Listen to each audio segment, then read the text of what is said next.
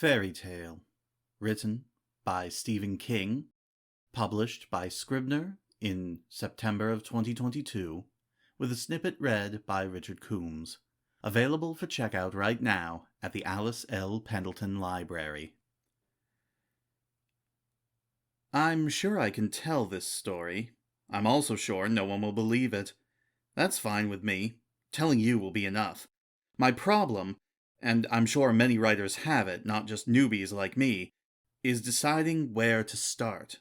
My first thought was with the shed, because that's where my adventures really began, but then I realized I would only have to tell about Mr. Bowditch first, and how we became close. Only that never would have happened except for the miracle that happened to my father. A very ordinary miracle, you could say, one that happened to many thousands of men and women since 1935, but it seemed like a miracle to a kid. Only that isn't the right place either, because I don't think my father would have needed a miracle if it hadn't been for that goddamn bridge. So that's where I need to start. With the goddamn Sycamore Street Bridge.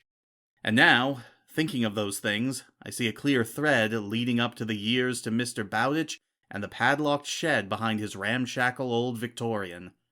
But a thread is easy to break. So, not a thread, but a chain. A strong one.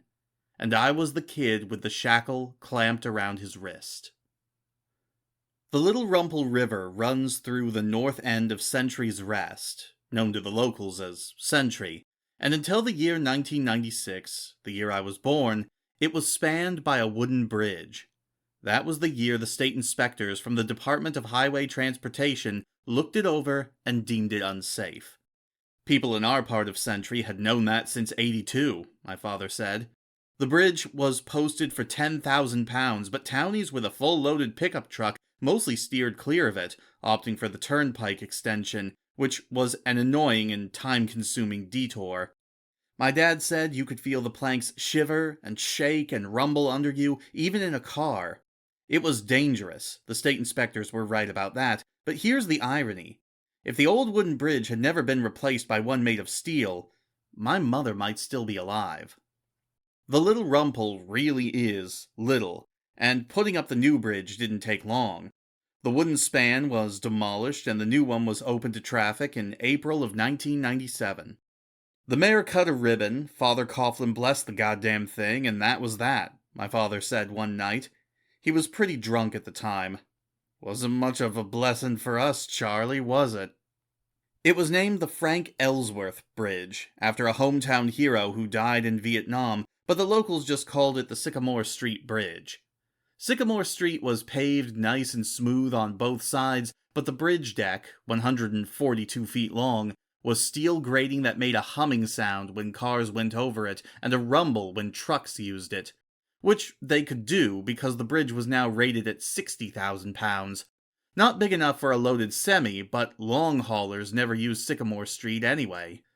There was talk every year in the town council about paving the deck and adding at least one sidewalk, but every year it seemed like there were other places where the money was needed more urgently. I don't think a sidewalk would have saved my mother, but paving might have. There's no way to know, is there? That goddamn bridge. We lived halfway up the long length of Sycamore Street Hill, about a quarter of a mile from the bridge. There was a little gas and convenience store on the other side called Zip Mart. It sold all the usual stuff, from motor oil to Wonder Bread to Little Debbie cakes, but it also sold fried chicken made by the proprietor, Mr. Eliades, known to the neighborhood as Mr. Zippy. That chicken was exactly what the sign in the window said, the best in the land. I can still remember how tasty it was, but I never ate a single piece after my mom died. I would have gagged it up if I tried. One Saturday in November of 2003, the town council still discussing paving the bridge and still deciding it could wait another year, my mother told us she was going to walk down to the Zippy and get us fried chicken for dinner. My father and I were watching a college football game. "You should take the car," Dad said. "It's going to rain." "I need the exercise," Mom said, "but I'll wear my Little Red Riding Hood raincoat." And that's what she was wearing the last time I saw her. The hood wasn't up because it wasn't raining yet, so her hair was spilling over her shoulders. I was 7 years old, and I thought my mother had the world's most beautiful red hair. She saw me looking at her through the window and waved. I waved back, then turned my attention to the TV, where LSU was driving. I wish I had looked longer, but I don't blame myself. You never know where the trap doors are in your life, do you?